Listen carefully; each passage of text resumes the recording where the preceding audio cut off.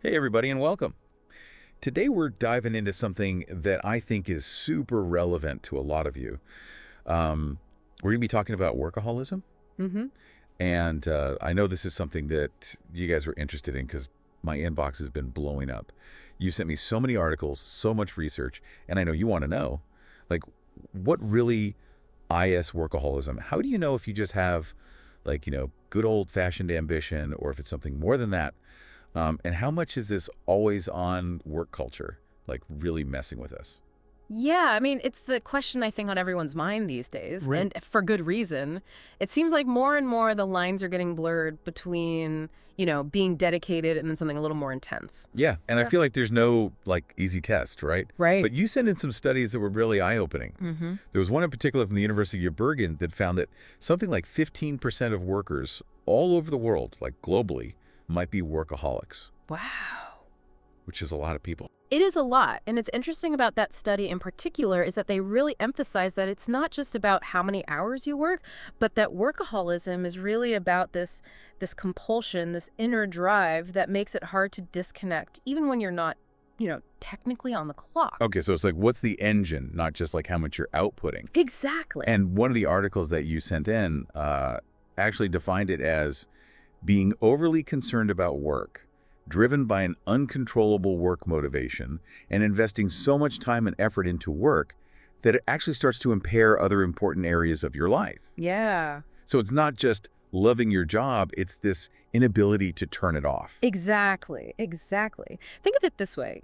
Someone who enjoys their work and is ambitious might be excited to, dig into a new project, but they're Right. also able to relax and recharge when they're off duty. And they find joy in other aspects of their life, whereas someone who's a workaholic might struggle to enjoy anything else. They're constantly feeling that pull of work, even if it means sacrificing their health, relationships, well-being. And I feel like technology has made this whole thing so much more complicated, right? Oh, absolutely. Like, I Yeah. remember back in the day, you left the office and you left work at work. Right.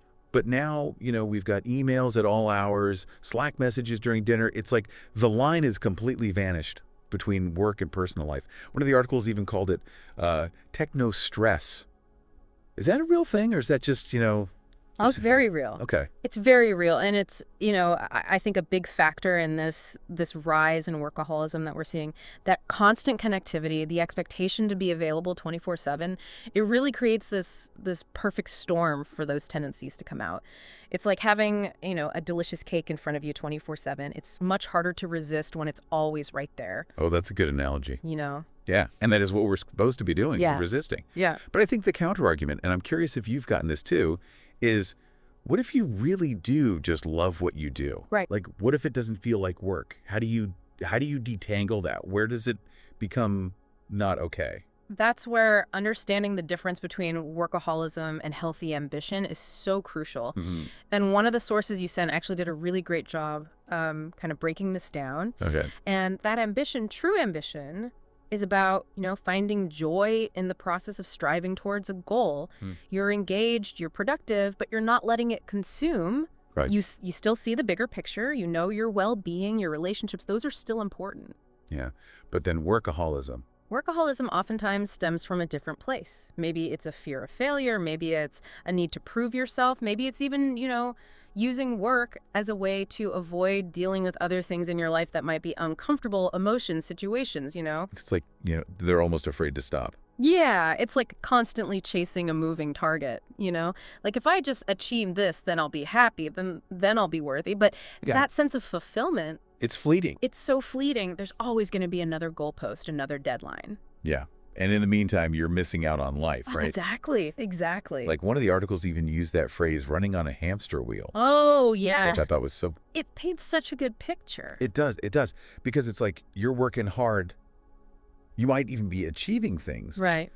but it's not actually fulfilling. Right. And it's coming at a cost And it's costing you. Yeah. to your mental health, your Yeah. physical health, your relationships. Huge. Yeah, absolutely. Yes. So that's where I think this whole thing about dedication versus workaholism is so interesting. Yeah. Because they both, I think, involve a certain level of drive, Right. commitment. But it's like, what's the motivation? So why behind it all? Yeah. And can you actually sustain it? Mm-hmm. Because when we were talking about dedicated workers, like the ones that we were talking about earlier, Mm-hmm. they're passionate, but they also recognize the importance of balance. So they're not, pulling all-nighters just to impress their boss. Right. They're setting boundaries, they're taking breaks, they're enjoying their They're lives. showing up as their full selves Yeah.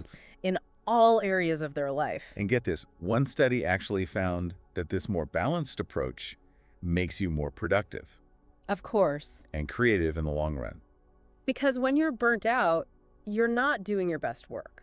It's so true. Your decision-making suffers, creativity tanks, you're more prone to mistakes. Totally. Dedication is about working smarter, not just harder. And I think that brings us to another really important point that kept coming up in the research that you sent. Okay. And that's this mental health minefield of workaholism. Yeah, things got a little bit real there. Yeah. Because it's not just like, oh, I'm a little stressed. We're talking about the link between workaholism and anxiety and burnout Yeah. and even depression. Which makes sense when you think about it, because our brains aren't designed to be on all Yeah. the time. We need downtime, we need rest, we need to recharge physically and Not mentally. for your phone. Exactly.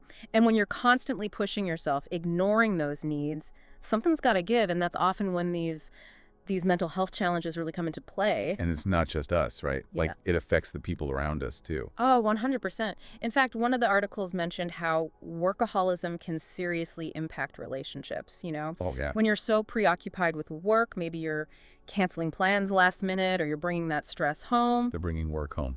It can lead to, feelings of isolation, resentment, not exactly, a recipe for a happy and healthy relationship. No, not at all. It's like you're trying so hard to, chase success Yeah. that you end up sacrificing the things that really matter. Yeah. And speaking of things that I think can really, maybe trip us up here, we haven't even touched on perfectionism. Right. Because isn't there a part of that, that desire to do a good job, Of course. to get things right? That is a good thing at work. It's a question I get a lot. Yeah. Because on the surface, it makes sense, right? We want people who are detail-oriented. We want people who strive for excellence.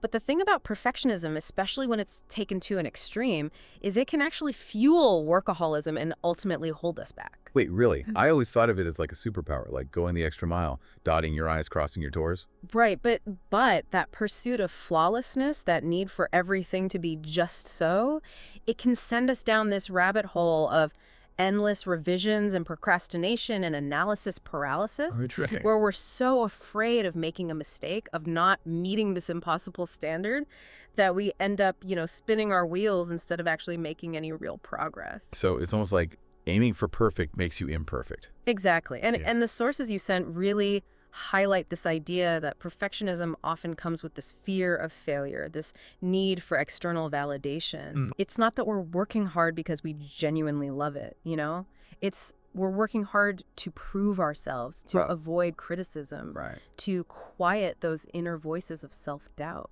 Which is the opposite of what all the self-help books tell us to do. I know, right? Like, embrace your imperfections. Yeah, be kind to yourself. And I think this is where it becomes a bigger conversation. Yeah. Because it's not just about us as individuals. Right. It's about the culture that we're in. 100%. Yeah. We're operating in this system, in this culture that often glorifies busyness, Yes. that equates productivity with worth. Hustle culture.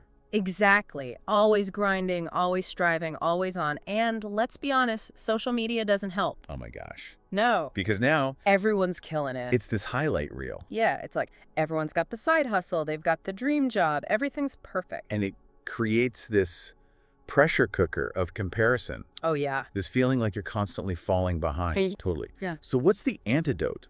Because I'm feeling a little bit, like, how do we fix this if we're all swimming against this tide Yeah. of always on, hustle harder? It starts with awareness. Okay.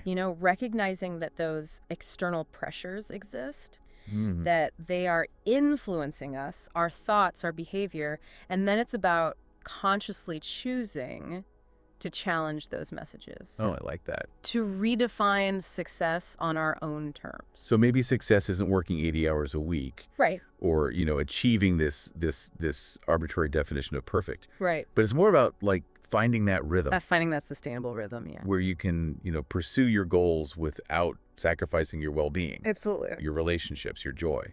It's about finding that sweet spot where dedication and self-care intersect. I love that. For those listening who are thinking, Okay, that sounds great in theory, Right. but like, what do I do? What's like one little thing? Start by setting boundaries. And that's going to look different for everyone, right? Maybe it's turning off your work notifications after a certain hour, or maybe it's scheduling in like non-negotiable downtime, like this is my time, Yeah. I'm not working. Or maybe it's just being more mindful of how often you're checking your work email outside of work hours. It's like those little wins, right? The little things add up, Yes, exactly. And at the end of the day, we're human beings. not human doings. That's good. I know, I like that, right? Yeah. Well, I love that. On that note, a huge, huge thank you to our expert for, unpacking all of this with us. My pleasure. And to everyone listening, we've got links to all of the amazing research that we talked about in the show notes, so be sure to check that out. And until next time, take care of yourselves, and we'll see you the next deep dive.